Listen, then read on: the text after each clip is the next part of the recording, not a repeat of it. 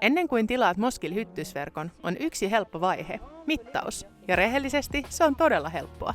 Aloita merkitsemällä, mihin haluat kiinnittää tarranauhat. Merkitse oven kehykseen ne kohdat, joihin verkko tulee kiinni. Vaihtoehto A, kehyksen sisämitta.